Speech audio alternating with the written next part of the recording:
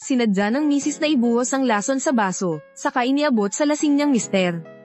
Nang di siya nakatingin, ipinainom ito sa kanya pagkatapos. Nilinlang niya ang mister para pumirma sa kasunduan ng donasyon ng ari-arian ng magtagumpay ang plano. Dinala niya ang mister sa balkonahe. At walang awang itinulak pagkatapos, umarte siyang tumawag ng ambulansya. Pagdating sa ospital, agaw buhay na ang mister, ditiyak ang kalagayan sa kabila ng dagliang pagsagip ng doktor. Sa huli, hindi na rin siya nailigtas, sinabihan ng doktor ang misis na ihanda na ang sarili. Umuwi na para ayusin ang burol. Pamilya, ihanda niyo na ang burol. Mahal ko, ganito mo na lang ba ako iiwan? Paano na ako mabubuhay? Ginang, makikiramay po kami. Doon lang nakahinga ng maluwag ang misis siya na kanina lang ay sobrang nagdadalamhati. Ngayon, isang demonyong ngiti ang lumitaw kinabukasan, nagpanggap pang tumawag sa mga biyenan. Para pumunta sila sa libing pagkatapos, pinuntahan ng misis ang kinaroroonan ng namatay niyang mister. Talagang minalas ka lang. Kaya wala kang ibang masisisi. Tingnan mo, ang dali-dali lang pala kitang pinadala sa hukay. Ha ha ha. Nang makarinig ng kaluskos, masayang lumabas ang babae. Laking gulat niya, ang akala niyang patay na mister ay biglang himalang nagkamalay.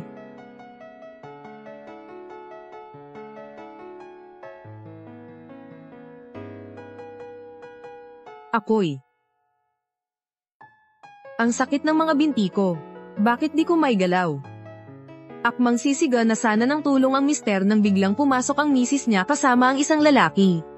Nakita sila ng mister kaya agad siyang pumikit pero ang bahagya niyang kilos ay ikinagulat ng lalaki. Sabi ng misis sa lalaki, patay na yan, anong kinatatakot mo? Hindi pa rin kumbinsido, lumapit siya para suriin. Ko. Huwag mo kong saktan si Kuya Lu, patay na talaga. Hahaha, ang thrilling ng atmosphere na to. Itong si Kuya Lu, pinapanood ng misis niya at ang kapatid niya na naglalambingan.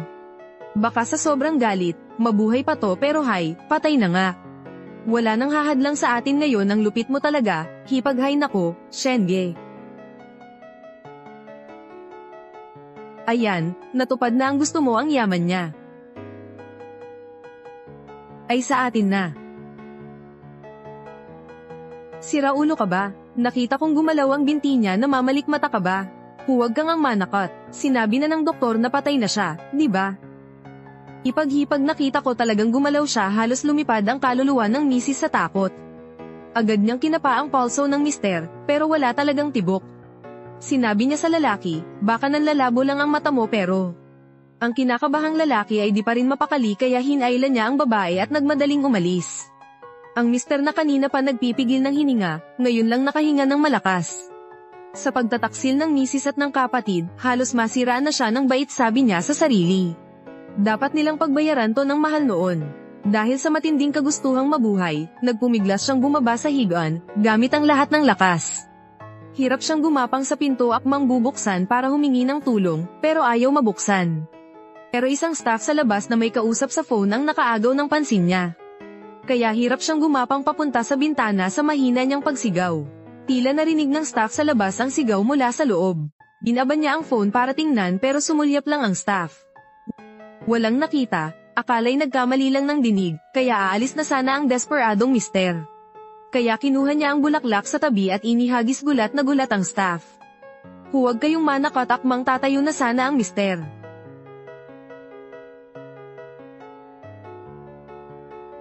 Nasa labas ka pala, akala ko ikaw yung maingay sa loob. Ay, hindi, nagkamali lang pala ako ng dinig. Hindi ako yan, nakarinig ka ng mali.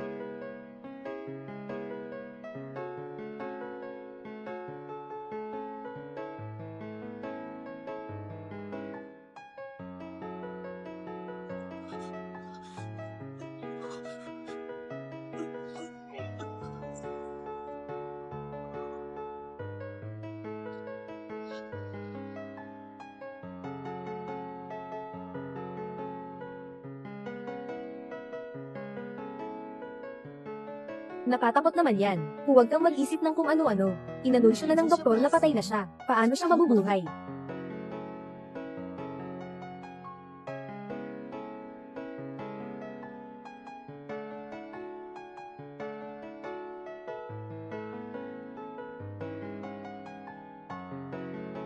Kahit na mabuhay ka muli. Sige, tiyak na papatayin kita. Opisyal. Oo.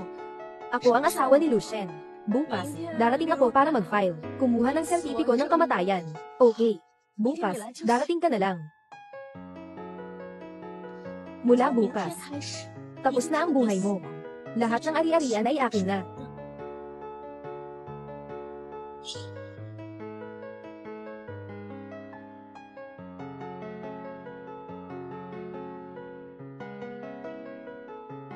Talagang hindi ka namatay.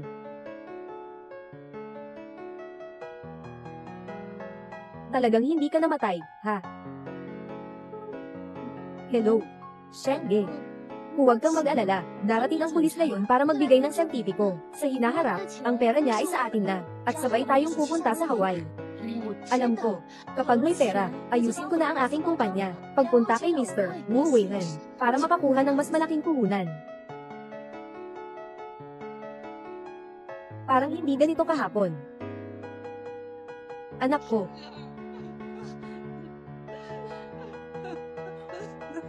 Mama at Papa. Mama at Papa. Huwag kayong masyadong malungkot, ha, anak.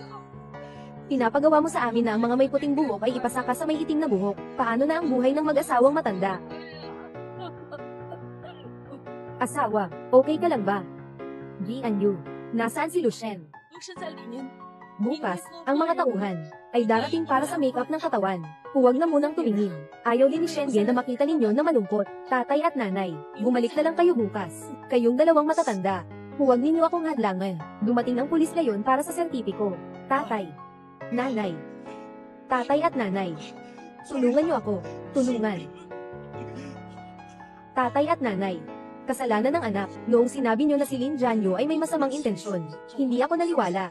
Sa loob ng 2 taon, para sa kanya, bihira na akong umuwi. Hindi ako naging anak na mabuti. Bigyan niyo ako ng isa pang pagkakataon. Sisikapin kong maging mabuting anak sa inyo, tatay.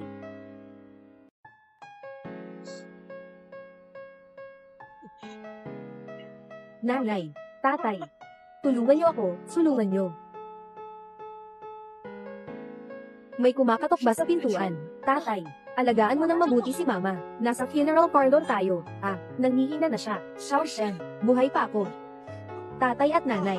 May tao sa loob na nagkakabit ng gamit. Tatay at nanay, umalis na muna kayo. Pumunta pa ang pulis para magbigay ng sertipiko. Hayaan natin si Lucien, na tahimik na umalis. Sige na rin. Marinig mo ba si Yu? Asawa ko. Nanay. Buhay pa ako. Mga magulang. Sandali lang, maghintay kayo. Kukunin ko ang susi ng sasakyan. Sige, umalis ka na.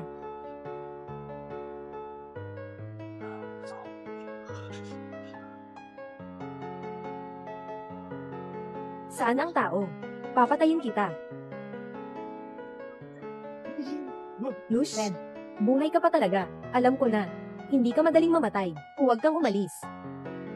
Ating Lu, gusto ko pa rin pumunta at tingnan si Xiao Sheng. Tatay at nanay. Tulungan niyo ako.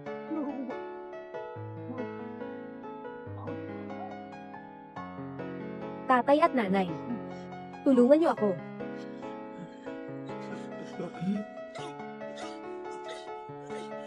Narinig ko pa rin si Yu.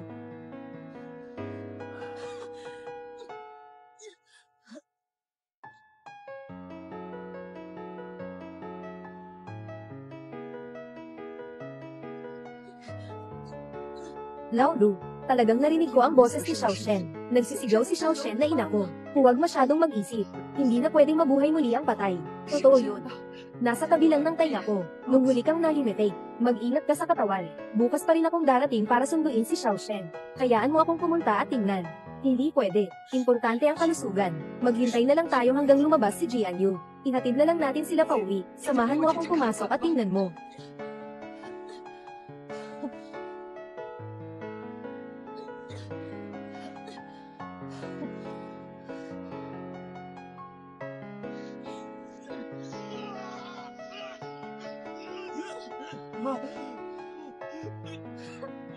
Kaya pala nagigising ito. Hindi ko akalain na mahirap ka palang patayin. Ikaw, masamang babae, naglakas loob ka pang saktan ng iyong asawa. Akala mo ba dahil nag-invest ka sa akin, maaari mo na akong kontrolin? Alam mo ba kung bakit ko nais kang patayin? Para sa iyo, hindi ba sapat na ako? Shenge. Wala kang maayos na sasakyan. Hindi ka makapasok sa high-end na kliyente. Ang mga supercar na ito ay para sa negosyo. Siyempre, tingnan mo, ito lahat ay mga top of the line na Ferrari. Kung hindi, walang boss na magpapahalaga sa akin. Ito lahat ay mga top of the line na Ferrari. Kung hindi, walang boss na magpapahalaga sa akin. Kita tayo.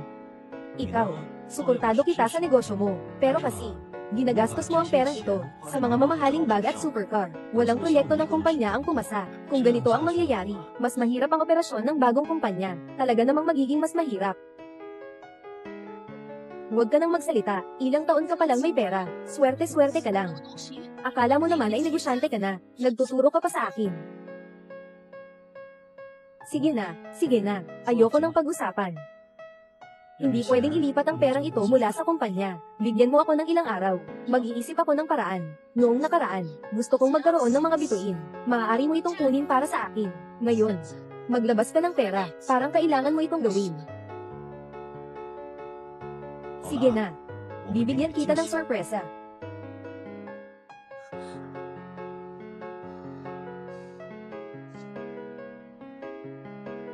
Kahit 100 metro, naamoy na ang amoy ng kahirapan. Anong pinagmamalaki mong boss? Sino ang nanggulo sa aking hipag? Bakit siya galit na galit? Si Lu Shen. Hindi pinapayagan bumili ng sasakyan. Hindi katulad ng pamilya ni Ginoong Shen.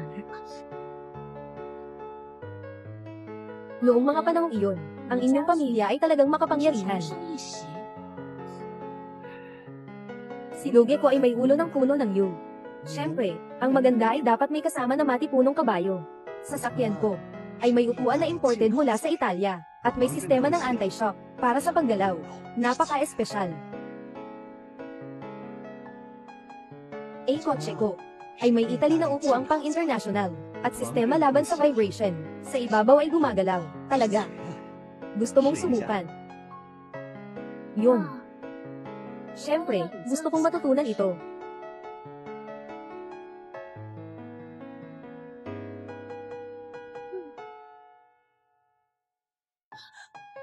Siyang hipag ko. Wala naman si Kuya Lo sa bahay. Alam mo na, nagtatanong ka pa. Hindi ba ikaw ang tumawag sa langit? Pupunta ka bang mag-inspeksyon sa pabrika? Salamat sa hipag sa huling pagkakataon. Kung wala ka, hindi ko makukuha ang investment ni Kuya Lo.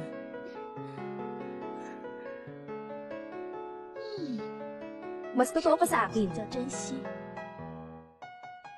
Kaya dapat mo akong pasalamatan ng mabuti. Ako si Kuya Lo. Walang isang gabi na hindi ka makakabalik.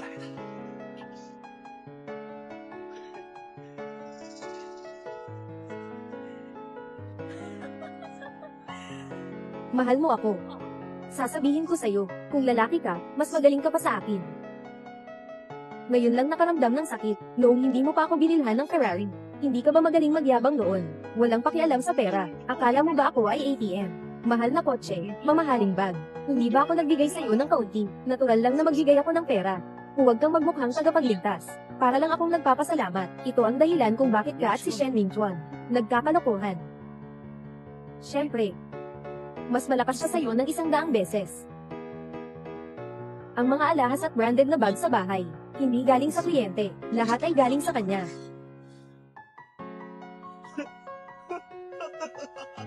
Bakit ka tumatawa? Shen Mingchuan. Ang mga bagay na ibinigay niya sa'yo, lahat ng ito ay peke. Anong sinasabi mo? Sinasabi ko lang, bakit? May dagdag na mga pekeng bagay sa bahay. Natakot kasi akong hindi ka masaya. Kaya hindi ko sinabi sa'yo. Bago pa man si Shen Mingchuan magbenta ng mga ari-arian, naubos na niya ang lahat ng pondo ng pamilya. Yung mga bagay na iyon ay para lang. Lokohin ang mga katulad mo. Bakit ka pa nagkukunwari ng damdamin? Ikakasal ka sa akin. Hindi ba't dahil sa ganda ko? Para may ipagmamalaki ka. 10 taon kitang sinundan. Ginawa ko ang lahat para sa'yo. Ako ay isang biro. Ikaw ay isang biro.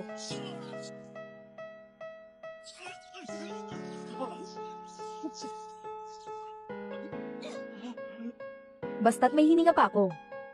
Kailangan kong ipadala ka dito sa aking sariling mga kamay. Mahal, magpahinga ka muna. Hindi maganda ang tiyan, huwag magpuyat.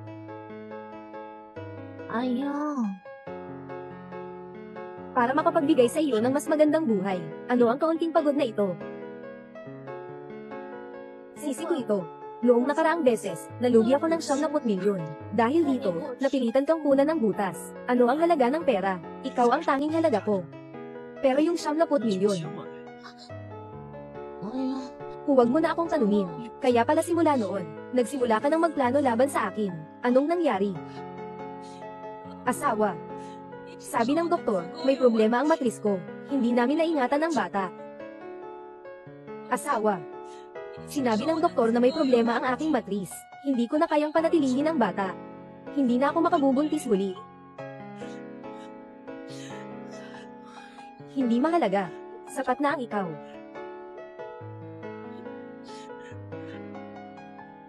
Ngayon, hindi ka na niya pipilitin na magkaroon ng anak, mahal. Walang anak. Mas wala pa akong pakiramdam ng seguridad. Hindi mangyayari yun. Magpapadala ako sa iyo ng pera, 5 milyon. Pati ba ang anak natin? Mga kasangkapan mo lang ba para mangloko? Sa wakas naisip mo na. Anong pakialam nun sa'yo? Mag-anak sa bahay. Paano ako kikita ng pera? Para lang mangloko. Talagang gagawin mo ang lahat. Sayang. Bukas, natitira na lang ang abo mo. Sayang naman. Bukod sa bukas, wala na ang natitirang abo mo. Binibintang mo pa akong suruan ang magandang bagay ko. Isa ka lang palpak na buhay. Hindi mamatay, pero kailangang mamatay. Ikaw. Hindi ka makakakuha sa akin kapag hinahanap kita, sa araw ng pag-aari. At saka kayo na ang magsasama. Sa iisang bubong. Shen Minchuan. Isa lang siyang kasangkapan ko lang. Walang pera. Hindi ba't kailangan ko pa siyang alagaan? Shen Minchuan. Alam mo bang sobrang ayaw mo sa kanya? Tumahimik ka. Mas marunong siyang makisama kaysa sa iyo. Alam niyang paano ako pasayahin. Isang klase ng tao. Isang klase ng tao. Mas malupit siya kaysa sa akin. Kung hindi, paano ako magkakaroon ng mga hallucinogen? Paano ako magkakaroon ng oras para makipaglandian sa kanya? Lahat ng ito ay gawa ng iyong mabuting kaibigan. At saka, mas kapakipakinabang ang utak ko kaysa sa kanya. Alam ko kung anong oras namimili ng gulay ang nanay mo. Alam ko rin kung anong mga gamot sa presyon ang iniinom ng tatay mo araw-araw. Mas alam ko ang mga bagay kaysa sa iyo. Subukan mong galawin sila. Pakiusap sa akin. Makiusap ka sa akin na parang aso. Patay ka na. Sabi ko na narinig ko ang boses ni Xiao Shen. Lin Jianyu, buksan mo ang pinto. Jianyu. Tara, kilalanin natin si Xiao Shen. Mama at Papa. Talaga, anong mga basura ang dinadala nyo sa bahay? Huwag na kayong magdala sa susunod. Hindi kami kakain. Kilalanin si Yu. Hindi mo dapat sabihin yan. Mama, Papa, pasok kayo at maupo. Magtrabaho kayo. Ingatan nyo ang kalusugan. Umalis na ang mga magulang.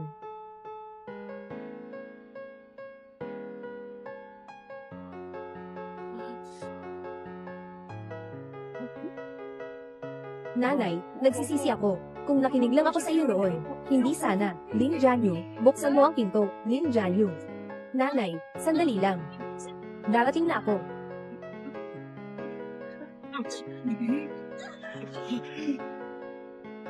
Nanay, sandali lang. Darating na ako.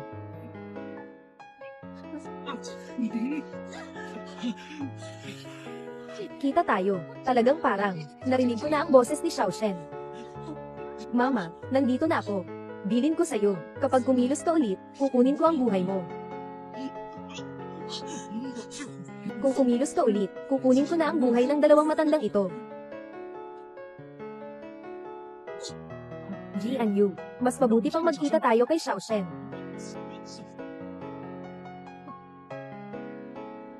Mama at Papa, bukas, hintayin niyo si Shenge na handa na. Dumating na kayo pagkatapos. Sasama ko muna kayo pauwi, Jianyu. Talagang gusto kong makita si Xiao Shen kahit isang beses. Narinig ko siyang tinatawag ako. Nanay, alam mong ayaw na ayaw ni Deep. Ang hindi pakikinig sa kanya, yung hindi sumunod sa kanyang utos, gawin mo yan, para bang gusto mong mapahamak siya. Magpapatuloy. Tara na. Tara na.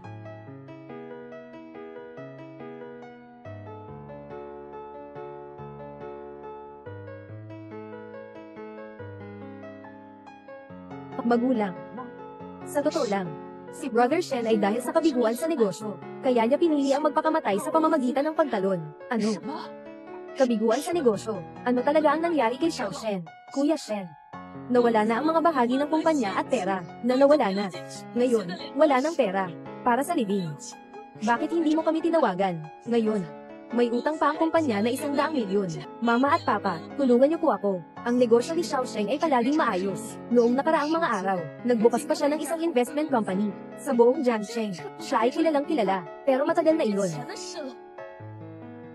Ang negosyo ni Xiao Sheng ay palaging maayos. Noong nakaraang mga araw, may bago pa lang tayong itinatag na kumpanya ng pamumuhunan. Sa buong Jiangsheng, napakasikat noon. Matagal na iyon. Kung ayaw ninyong gumastos ng pera, hindi ko kayo masisisi. Kawawa naman si Kuya Shen. Ang libing ay minadali na lang. Tatawag kami bukas. Nanay. May nabok na po ako, na ang Bolmer ngayon. Mahuhuli na ang pagpapadala ng pera bukas. Sige, ipapadala ko na po ngayon. Hello. Accounting department po ba ito? Ilipat niyo po lahat ng cash sa account ni Lin Jianyu. Salamat po, Mama at Papa, kahit patay na si Shenge. Ako pa rin ang asawa niya habang buhay. Ipagkatiwala niyo na lang po sa akin. Pagkatapos kong maayos bukas, samahan ninyo siyang mabuti. Napakahirap ng buhay ng aking anak. Mama at Papa, ihahatid ko na muna kayo pa uwi.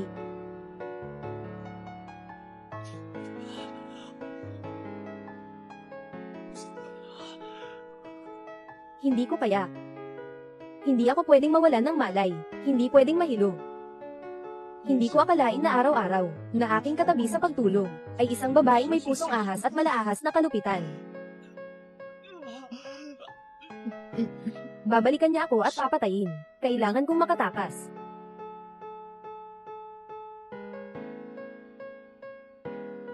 Nakakatuwa. Kuya Shen. Sa halip na bigyan mo ako ng bulaklak, mas mabuti pang bilisan mo na ang pag-aproba sa mga investment funds ko. Hindi ba't ang gusto mo ay red roses? Mag-asawa tayo.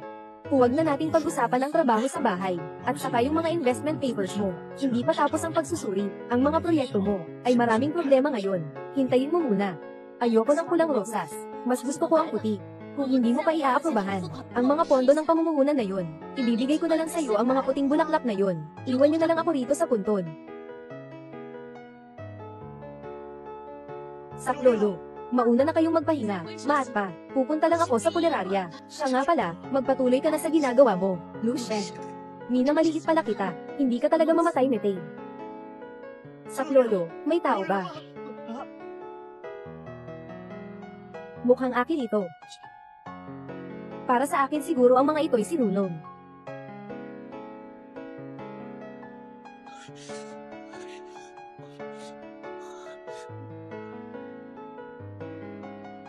Bilisin mo. Bilisin mo. Bilisin mo. Bilisin mo. Ano ba yan? Bukas pa ang seremonya. Nandito ako, tita. Buhay pa ako. Abangan ang susunod na kabanata. Anong klaseng bagay yan? Nasilip ko na ang inyo. Magpakita naman kayo ng kaunting delikadesa. Ang iingay-ingay ninyo. Bata pa si Xiao Shen. Narinig ko pa nga siyang tinawag ako kanina. Huwag ka nang mag-isip ng kung ano-ano. Sabi ni Lin Jinyu, hindi niya tayo papayagang magkita. Hindi na talaga tayo magkikita. Iyon din naman ang gusto ni Xiao Shen. Lagi niyang natatakot na makita namin ang kanyang tunay na anyo, ang anyo ng isang lobo o isang sorrow. Kuya Shen, ang singsing na ito, mas maliit pa sa singsing ni HiRLY sa Haicheng. Susunod, bibili ka na ng mas malaki, ha? Sige, makikipag-usap lang muna ako sandali kina Mama at Papa. Mama at Papa. Buhay na buhay sa pagpapakita ng kayamanan, at laging nagpapa-impress sa paggastos. Totoo kayang mahal ka niya bilang tao? Oo naman, Ma. Pareho po kayo. Natatakot lang siyang mapahiya ako. Sa tingin ko, hindi. Anak, mag-ingat ka. Opo. Huwag na nating pag-usapan yan sa araw ng kasal. May alam naman ang anak ko. Anak. Hawakan mo ito. Pang negosyo mo yan. Marami pang gagastusan sa hinaharap, nanay. Ang perang ito, sa'yo na. At saka, ang gaanong kaswerte naman ng aking negosyo ngayon. Masyado na kayong nakatulong sa akin. Sira ulo ka. Kilalang kilala na kita. Sa harapan namin maganda naman ang lahat ng ipinapakita mo. Ang perang ito, kunin mo na. Para naman medyo gaman ang pagtatrabaho mo. Matanda na rin kasi kami ng nanay mo. Hindi naman namin magagamit ang lahat niyan. Sige. Anak. Pag hindi ka masaya balang araw. O kaya kung pagod ka na, umuwi ka na lang. Gagawin ko ang lahat, kahit maubos na ang lakas ko. Basta wag lang mahirapan ang anak ko. Opo. Huwag kang mag-alala, ma. Aasikasuhin ko ang lahat ng ito. Sinasabi ko na nga ba, itong si Lin Jianyu, masama ang loob, nitong mga nakaraang taon, bukod sa pangungot siya ng pera sa anak niya, ano pa bang maayos na ginawa niya? Sinasabi ko lang na itong si Lin Jianyu, masama ang loob, nitong mga nakaraang taon, bukod sa pangungot siya ng pera sa anak niya, may ginawa pa ba siyang disenteng bagay? Gusto niya kasing umasa kay Xiao Shen. Mas mabuti bang humingi ng pera o magkaroon ng sarili mong pera? Sa tingin ko, kay Xiao Shen, wala siyang tunay na pagmamahal. Kung gusto mo talaga siyang makita, sasamahan kita. Pera na. Alin? Anong pamilya ka ba? Ang bastos mo naman, kung mag-iindi ka pa, sasabihan ko ang tagapangasiwa, saklolo. Ni minsan hindi ko pa nakita, ang isang kamag-anak na walang mundo. Hindi ka ba natatakot na maapektuhan ng ibang tao? Alin? Tawag na po tayo ngayon sa tagapangasiwa. Tagapangasiwa po. Tagapangasiwa po, may kamag-anak po dito na napakawalang mundo. Ang ingay-ingay. Anong nangyari, ate? Di ba yung mga kamag-anak ninyo ang nag-i-engage? Lin Jianyu. Dumating ang mga magulang niya. Sobra ang kalungkutan. Iyak ng iyak. Ako na po ang kakausap sa kanila. Huwag na po kayong magalit. Pwede bang tumahimik? Pinahinto ko na sila agad. Huwag na kayong magalit. Magdadala ako ng prutas mamaya para sa inyo. May modo ka naman pala. Sasabihin ko sa iyo, dapat mag-ingat ka sa pampublikong lugar. Gusto mo pa bang mag-sweep ulit ako? Hinding-hindi. Lin Jianyu.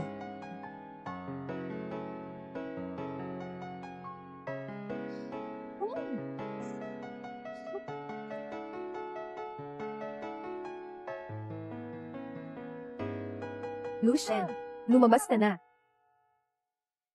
Lucien, lumabas ka na. Alam kong malubha ang sugat mo. Hindi ka na halos makagalaw. Lumabas ka na. Bibigyan kita ng mapapanatag na kamatayan.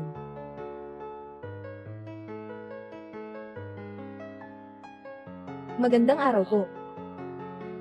Si Mr. Lucien po ba? Bukas po ba ang pag-aayos ng kanyang labi? Pwede bang ngayong araw na lang? Ang asawa niya lang po. Hindi po pwedeng may ibang pumunta sa bahay na pagdadalhan ng liham. Bawal po ang sino mang pumunta. Ang pamilya po ay nagsabi na masyadong mahal ang bayad sa pag-aayos. Hindi na po kailangan mag-ayos. Ano? Kinausap po namin sila ng paulit-ulit. Wala na naman siya. Dapat ninyo pa rin intindihin ang inyong pananamit. Parang may dumating na kamag-anak. Ayaw ninyong mag-iwan ng masamang impresyon. Binayaran na namin yun. Paano naglakas loob si Lin Jianyu, Lucien? Huwag mo akong pagtaguan. Sige na.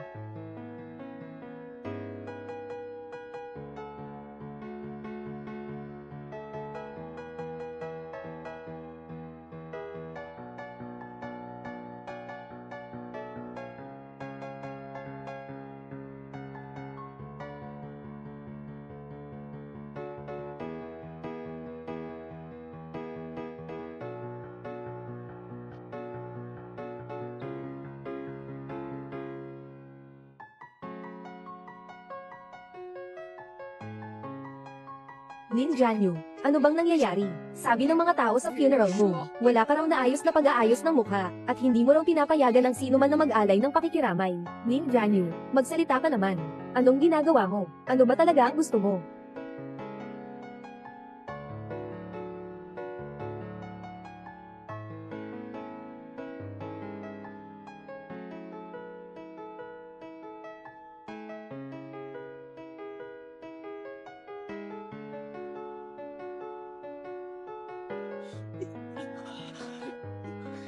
Lucien, may lakas ka pa pala. Talagang ayaw mong sumuko. Hello. 110 ba to? Tulong. Nandito ako sa...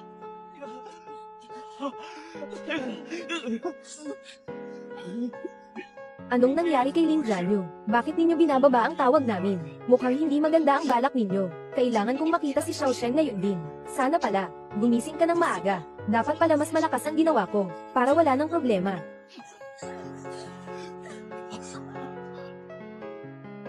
Gumising ka na. Patay ka na. Yu, buksan mo ang pinto. Alam kong nandyan ka sa loob, lumabas ka na. Buksan mo, bilisan mo, buksan mo ang pinto. Mahal, gising ka na. Sobrang saya ko. Anong gagawin mo? Huwag mo akong saktan. Huwag ka nang magpaligoy-ligoy. Bilisan mo. Kundi papatayin kita. Sige. Bubukasan ko na ang pinto. Bilisan mo. Huwag mo akong pilitin na manakit. Opo. Mahal, kakagising mo lang. Lahat ng ito'y ilusyon mo lang. Walang sino man ang sasaktan sa'yo. Huwag ka nang magpaligoy-ligoy. Bilisan mo. Sige. Bilisan mo. Sige. Sige. Sige. Magkita tayo. Yu, nasa loob ka ba? Buksan mo ang pinto. Bilisan mo. Sige.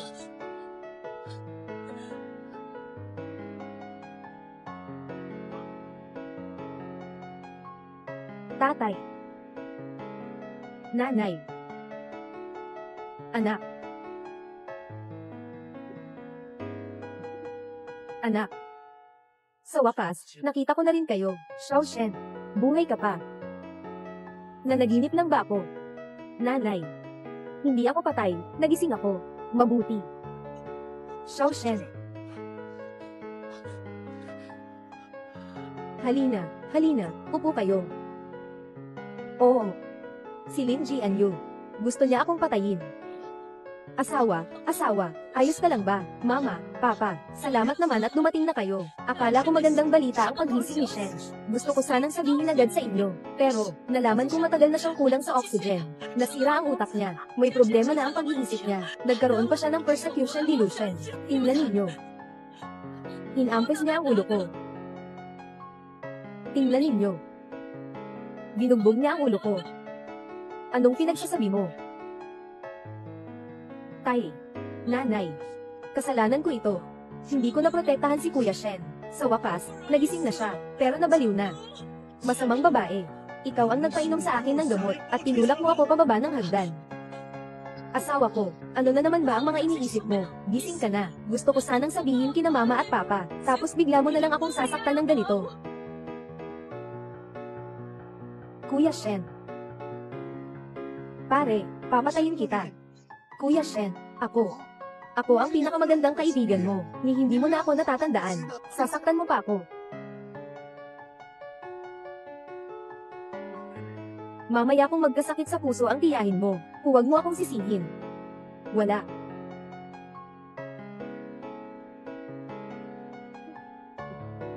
Mamaya kung magkasakit sa puso ang tiyahin mo, huwag mo akong sisihin. Shen Mingchuan, nanghihina na ang inyong pamilya. Sino ba ang paulit-ulit na tumulong sa iyo? Ganito mo lang ako gagantihan. Kuya, huwag mo akong sisihin. Kung hindi dahil sa hindi maganda ang takbo ng negosyo mo noon, at nagpakalasing ka para makalimot, hindi ka sana manghulog mula sa taas ng gusali. Ikaw naman ang may hindi magandang takbo ng negosyo, hindi ba? Sabi mo, hiwalay na kayo ng misis mo, kaya hindi maganda ang takbo ng kumpanya.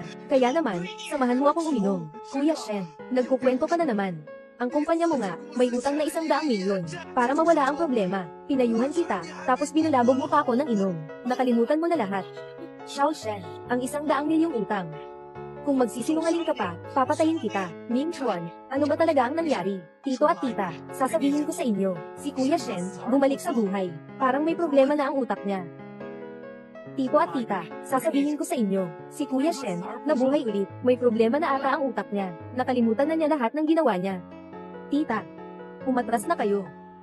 Sasabihin ko sa inyo, tita, matagal na kakulangan ng oxygen sa utak. Maaaring magkaroon ng psychosis. Maaari ring babaliw ang tao. Ito ang sinabi ko kay Kuya Shen, nung dinala ko siya sa ospital. Sabi mismo ng doktor.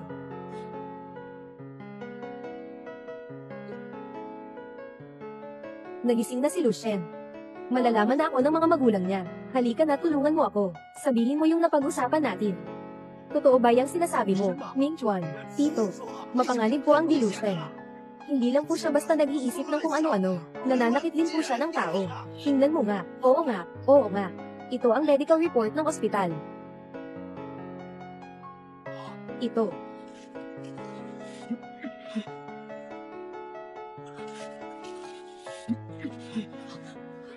Ang bata. Hindi ako baliw. Buhay na ang anak ko, tapos ganito, paano nangyari ito? Nanay, tatay, peke ang diagnosis. Maniwala kayo sa akin. Kayong dalawa ang nangangalunya sa likod ko at gustong pumatay sa akin. Kayong dalawa. Hindi. Mama at papa, nakita ninyo. Ganito pala ang itsura ng may delusion. Sinaktan niya ako sa ulo, hanggang sa ganito na. Xiaoshen, wala ka bang nararamdamang sakit? Ma, maniwala po kayo sa akin. Hindi po ako baliw. Hindi po talaga ako baliw. Magpatingin na tayo sa doktor. Maniwala ka sa akin. Sila ang dalawa ang may kasalanan nito sa akin. Mahal, huwag kang mag-alala. Asawa mo ako. Papatayin ko kayo, mama at papa. Papatayin ko kayo, mama at papa. Wala na talaga akong magagawa. Anong gagawin natin? Tita, may alam po ako. Ospital na naggagamot ng mga may sakit sa pag-iisip. Dalhin na natin agad si Kuya Shen doon. Tita, may problema pa po ang inyong puso. Kung sakaling masaktan po kayo ni Kuya Shen. Napakasakit naman po noon kay Kuya Shen. Ganoon din po kami ni Manang. Para rin po ito kay Kuya Shen. Tara na, tara na, tara na. Sige po. Nanay, maniwala kayo sa akin. Wala akong sakit sa pag-iisip. Napakahirap ng pagtakas ko mula sa kamatayan. Tulungan mo ako. Maniwala ka sa akin. Maniwala ka sa akin. Xiaoshen, kay Jian Yu at Ming Juan. Totoo nga ba ang sinabi nila, Tito? Hindi. Ganito na nga si Kuya Shen. Muntik na niyang mapatay ang hipag ko. Nagdadalawang isip ka pa ba? Hindi pwede. Hindi na ako muling hihiwalay sa anak ko. Ming Juan, salamat sa'yo. Shen Ge, nangyari ang ganitong bagay. Mama at Papa, nahihirapan din silang tanggapin agad. Tama na, Mama at Papa, may ebidensya ako. Tama na, Mama at Papa, may ebidensya ako. Mahal, nagising ka na. Sobrang saya ko talaga. Anong gagawin mo, Tang Junin Xiaochu? Huwag ka nang magpaligoy-ligoy, bilisin mo. Huwag mo akong sasaktan, kundi papatayin kita. Sige na nga. Bubukasan ko na ang pinto, bilisan mo. Huwag mo akong pilitin na manakit, mahal kong asawa. Kakagising mo lang. Guni-guni mo lang ang lahat ng yan. Walang sino mang sasaktan sa'yo. Huwag ka nang magpaligoy-ligoy. Bilisin mo na. Sige, sige, sige. Hindi ganoon ang mga masasamang tao. Nanay, huwag na huwag. Ninyong ipadala ako sa mental hospital Sila yung dalawa. Ang dahilan kung bakit ako naging ganito. Papatayin ko ang mga masasamang tao na yun. Xiaoshen, masaya si Mama na buhay ka pa. Pero dapat mong sundin ang mga gamutan Nanay. Kung hindi, paano ka na lang kung wala na kami ng tatay mo? Paano ka mabubuhay sa ganyang kalagayan mo? Pero dapat maging positibo ka sa pagpapagamot nanay. Kung hindi, paano ka na lang kung wala na kami ng tatay mo? Paano ka mabubuhay sa ganyang kalagayan mo? Mama at Papa, nakita ninyo naman, di ba? Tuwang-tuwa kaming lahat ng magising si Shen. Pero, talagang delikado ang illusory disorder. Ipagkatiwala ninyo na siya sa akin. Ako na ang bahala sa kanya, Jian Yu. May pagpiling sa iyo ang mama mo dati. Hindi ko inaasahan na ganito ka ngayon kay Xiaoshen, na lagi mong kasama, at kay Ming Chuan pa. Pinalaki kita, anak, sa inyong dalawa ko na ipinagkakatiwala si Xiaoshen. Kapatid ko si Kuya Shen. Huwag niyo na po sabihin yan, Xiaoshen. Dapat mong sundin ang paggamot ng buong puso, para gumaling ka na agad. Pag uwi mo, maraming masasarap na pagkain ang inihanda ko para sa iyo, nanay. Maniwala ka sa akin, hindi ako nababaliw. Sila ang dalawa, nagsabuatan. Nalaman na ni nanay. Tumatanda na tayo. Sa susunod, alagaan ka ng asawa mo at ng mga kapatid mo. Nakatiyak ako. Asawa ko, huwag mo akong hawakan. Ikaw na masamang babae. Kung muling hahawakan mo ako, papatayin kita. Asawa. Asawa, bitawan mo ako. Bitawan mo ako. Kalma lang. Tito at tita, sira na si Kuya Lu. Dalhin natin siya sa ospital ngayon. Mama at Papa. Maaari ba kitang makita? Sapat na ako sa ganito. Gusto kong maayos na alagaan kayo. Ngunit kayong dalawa, huwag na huwag maniniwala sa mga sinasabi ng dalawang masasamang tao. Asawa, huwag mong saktan ang sarili mo at ang mga magulang mo. Tita, nabaliw na si Shenge. Hayaan mong ihatid kayo ng asawa. Hindi ako nababaliw. Kapag maayos na si Luge, babalik ako para dalhin kayo para makita siya. Tumakbo, nanay. Bitawan mo ako, nanay. Nanay. Nanay. Kulang na kulang ang mga araw na kasama kita noon. Mula ngayon, gusto ko lang na mabuhay ng maayos kasama kayo. Maging masunurin sa inyo. Tatay. Nanay. Mula ngayon, gusto ko lang na mabuhay ng maayos kasama kayo. Maging masunurin sa inyo. Tatay. Nanay. Nanay. Tulungan mo ako. Nanay. Anong nangyari sa'yo? Hindi na ako muling hihiwalay sa anak ko. Si Xiao Shen. Hindi aalis si nanay. Inaalagaan ka ng mama.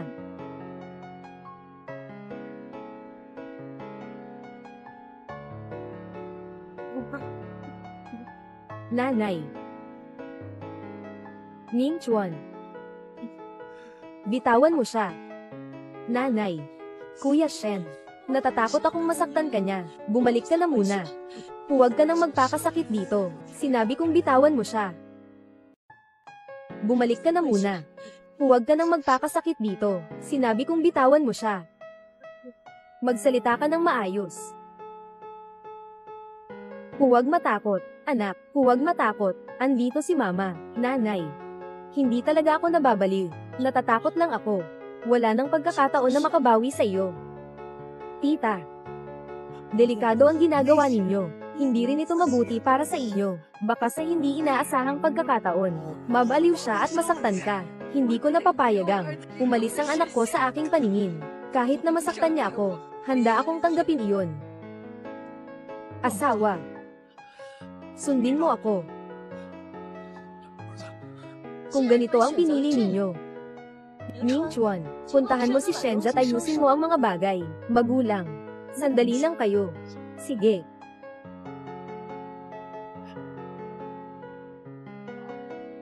Mom, Dad, tawag na kayo sa pulis. Tawag na kayo sa pulis. Tawag sa pulis. Pagbalik ko, sasabihin ko sa inyo ang lahat. Tawag sa pulis. Kahit na ako'y mabaliw, kailangan din nating tawagan ng pulis para mag-imbestiga. Tumawag ng pulis. Pero kailangan ka munang dalhin sa ospital. Nanay, tatay, maniwala po kayo sa akin. Agad na tumawag ng pulis. Tumawag ng pulis. Tumawag ng pulis. Tumawag ng pulis. Tumawag ng pulis. Asawa, tatay. Kayo. Talaga kayong mga matandang walang kamatayan. Dapat sana ay bigyan ko kayo ng pagkakataong mabuhay. Ngunit hindi ko inasahan na kayo mismo ang pipili ng daang patungo sa kamatayan. Totoo bang kayo ang nagsira kay Xiao Shen? Kayo ang masasamang tao. At ano ngayon? Ako ang nag-alaga sa iyong swerte na anak. 2 taon yun, ha? Ngayon. Dapat makuha ko na ang gusto ko, di ba? Di ba? Nanay. Ngayon. Dapat makuha ko na rin ang gusto ko, di ba? Di ba? Nanay. Ning Chuan. Mamaya, yung matandang yun. Kung madyay gising pa siya uli. Bigyan mo siya ng isa pang pagkakataon. Lin Jianyu. Ikaw ang tunay na baliw. Yingtung Dinian. Baliw ako. Nanay. Karapat dapat ka bang tawagin kong nanay? Bawat araw ay puro pagnanasa sa kayamanan. Paghahambing sa pagkonsumo. Talagang pinahahalagahan ka niya. Siyempre, ma. Kagaya mo siya. Oo, natatakot siya na mawalan ako ng mukha. Sa tingin ko, hindi naman. Gusto lang niya ang pera mo. Ilang taon ka nang nag-iingat sa akin. Akala mo ba hindi ko alam? 2 taon na akong kasal dito. May binili ka na ba para sa akin? Gusto pang bilhan ako ni Lucien, pero hindi mo pinapayagan. Bawat araw, nakatuon ka lang sa pag-uusap tungkol sa mga bagay. Sinasabi ko bang mayabang ka, mali ba? May binili ka na ba para sa akin? Si Lucien gusto kang bilhan, ayaw mo pa rin. Palagi ka na lang nakikipagkompetensya sa gastos. Sabi ko na nga, mapagpanggap ka, mali ba ako? Ikaw na matanda. Sa totoo lang, iniisip mo lang na, nagtataas ako ng antas.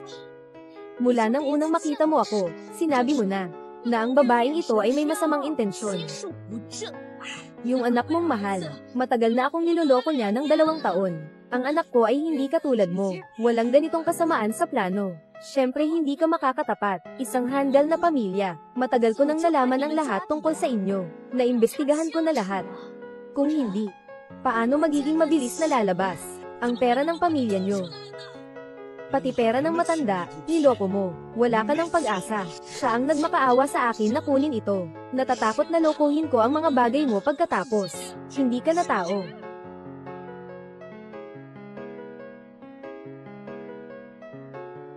Matandang bagay. Ang anak mo. Sa mga nakaraang taon, ang bilang ng pagbisita niya sa inyo ay kayang bilangin sa 5 daliri.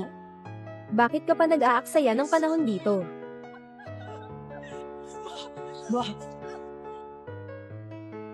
Ang anak mo. Sa mga nakaraang taon, bilangin mo ang mga beses na nakita ko kayo.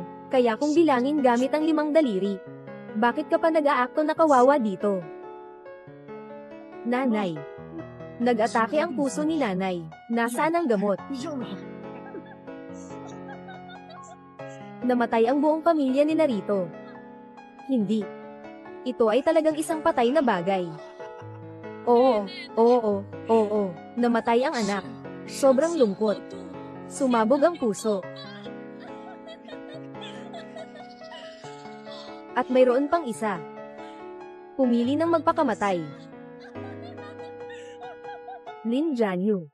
Papatayin kita. Papatayin kita. Makinig ka. Sabi niya, papatayin niya ako. Anong gamit ang gagamitin mo para patayin ako? Makinig ka. Sabi niya, papatayin niya ako. Ano ang gagamitin mo para patayin ako? Anak. Kung sana noon, kung hindi kita pinayagan, napakasalan siya. Nanay. Paano mo naman ito masisisi? Ako ang naligaw ng landas. Ako ito. Kasalanan ni mama na hindi kita naingatan. Hindi kita sinisisi, anak. Masakit na pagdadalamhati. Kayong dalawa. Magpaalam na kayo sa huli. Papalakasan ko ang iyong mga mata, para makita mo ang matandang ito na humihingal. Lin Jianyu. Sigurado akong mamamatay ka. Sigurado kang mamamatay. Mag-ingat.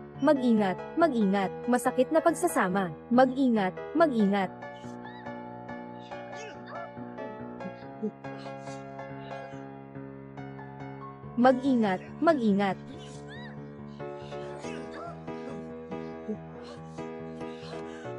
Ikaw, baliw ka. Bilisan mo na. Masaya na.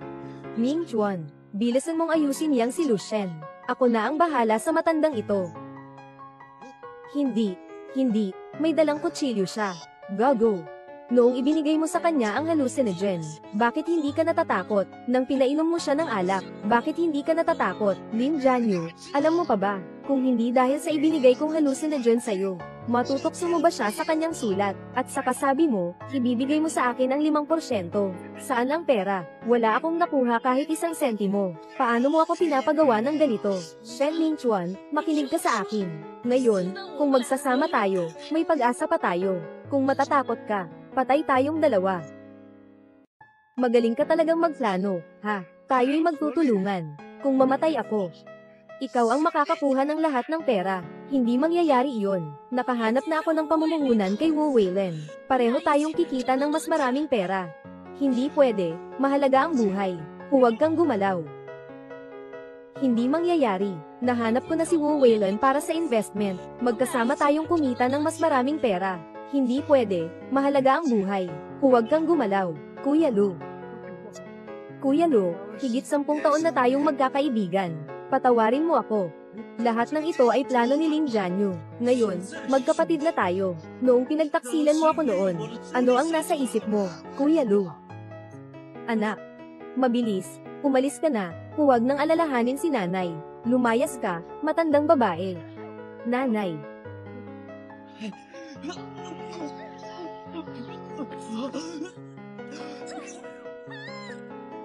Ikaw ang magpapagana sa kanya, ha? Mapapaso rin ako niyan. Ako. Pumunta ka na sa impyerno. Ikaw na buang na aso. Sayang, hindi kita nakagat ng 1 piraso ng karne. Sige. Kaya't bibigyan kita ng mabilis na wakas, Lin Jianyu. Sigurado akong wala kang magandang kapalit. Ikaw, siraulong aso. Sayang at hindi mo natuklo ang 1 piraso ng laman mo. Sige. Kaya't bibigyan kita ng mabilis na wakas, Lin Jianyu. Hindi ka magkakaroon ng magandang kapalaran, kaya hindi nyo na ito makikita. Nanay. Ngayon alam mo na ang lalim ng ugnayan ng ina at anak, ibibigay ko sa iyo ang mabilis na wakas. Sasamahan kita sa iyong paglalakbay. Ang ingay niyan, nagsaya na ng buong hapon. Anong klase ng asal to? Kayo.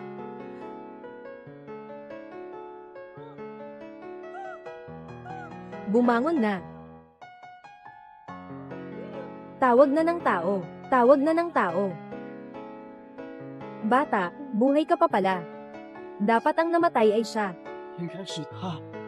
At si Shen Mingchuan. I-report ko siya. Kasama ko siya. Bata, buhay ka pa pala. Dapat namatay siya. 应该是他。 At si Shen Mingchuan. I-report ko siya. Sama kami. Lin Jianyu. Sasabihin ko sa'yo, kung papatay ka, bakit ako ang sisisihin mo? Wala akong nakuha kahit isang sentimo. Kung hindi dahil sa'yo na pinabayaan ako, magiging ganito ba ako? Pinabayaan kita. Ipapakita ko na sa inyo ngayon, yung video kung saan sinubukan niyang saktan si Lucien. Tingnan nyo, tingnan. Kinukunan mo ako ng video. Matagal na kitang napapansin na may mali, kung hindi ko lang kinunan ng video.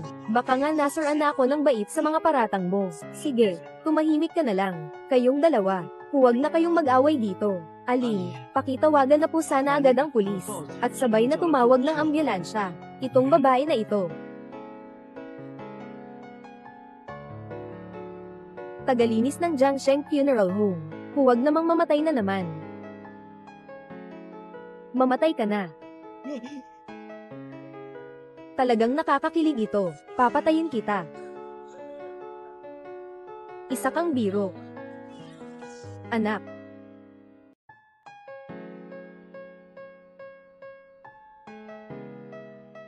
Tulong. Tulungan. Tulungan. Mga magulang, hindi marunong magpahalaga ang anak. Gising ka na. Nababalisa na ang pamilya. Nakatayo sila sa labas. Pamilya. Mamatay ka na. Bata pa o. Tingnan mo na lang. Maaaring pumasok ang mga kamag-anak ng pasyente.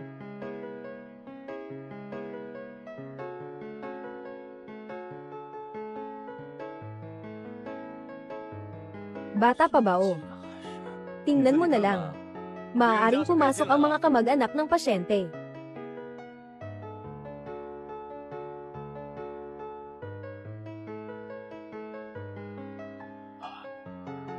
Anak. Tatay. Nanay. Nandito pa kayong lahat. Anak. Nagsakripisyo ka. Kamusta ka na? Kumusta kayong lahat? Nanay. May sakit ka sa puso. Dumating ang ambulansya ng tamang panahon. Wala nang problema ngayon. Nasaan si Lin Jianyu? Naiimbestigahan na ng pulisya. Walang magandang kahihinatnan ang masamang babae na ito. Ako at siya. May hindi pa tapos na usapan. Si Lin Jianyu at Shen Mingchuan, dahil sa sinadyang pagtatangka sa pagpatay, at malubhang kaso tulad ng pang-aagaw ng tungkulin. Ngayong araw, hinatulan sila ng habang buhay na pagkakakulong ayon sa batas. Pagsusuma ng aming tagapagbalita. Anong nangyari sa'yo? Nakabawi na ang anak mo. Bakit ka pa rin hindi masaya? Pwede na siyang lumabas mag-isa. Alam mo ba kung saan siya pumunta? Pumunta siyang bisitahin si Lin Jianyu. Sa tingin mo ba, nagbalikan na sila? Ang kinababahala ko lang ay yun. Sa tingin ko, hindi dapat mangyari yun.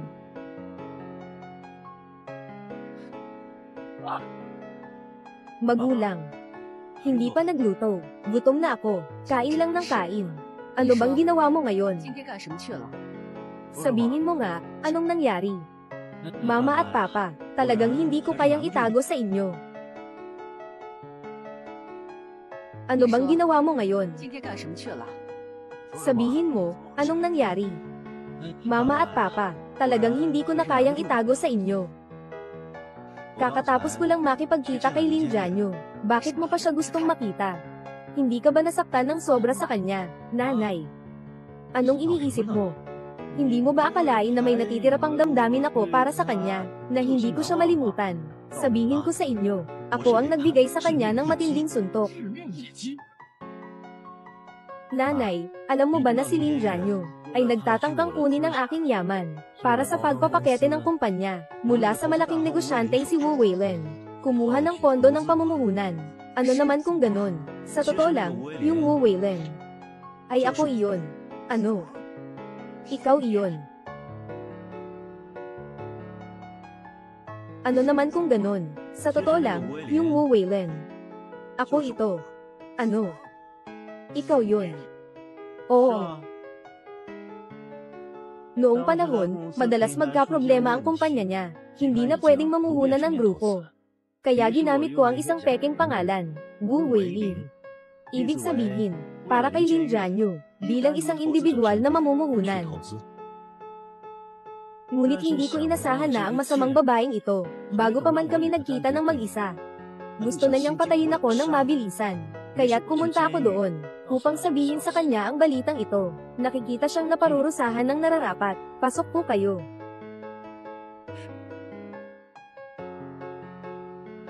Ginoo Lu, sigurado po ba kayong ibebenta ninyo ang bahay na ito?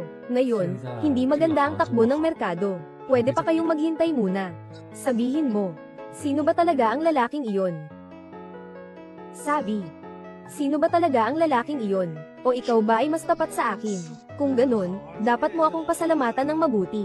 Sinabi ng doktor na may problema ang aking matris. Hindi na ako pwedeng mabuntis. Mamatay ka na. Sobrang dami ng alaala sa lugar na ito. Agad na ayusin ito. Walang pag-aalala sa presyo. Sige. Ito ang kontrata.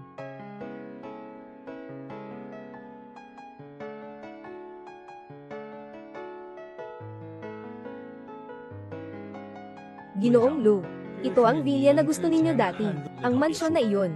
Maaaring maglakad-lakad ang mga matatanda, maaari rin silang mag-alaga ng mga pusa at aso. Kahit pa, may sapat na espasyo para magtanim. Tingnan mo, masaya ka ba? Siyempre, masaya ako. Mas mabuti kung mas mabilis. Kailangan na nating lumipat sa bagong tahanan.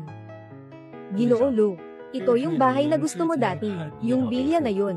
Tinitingnan mo pa rin ba? Siyempre, nasiyahan ako. Mas mabilis, mas maganda. Kailangan na naming lumipat sa bagong bahay.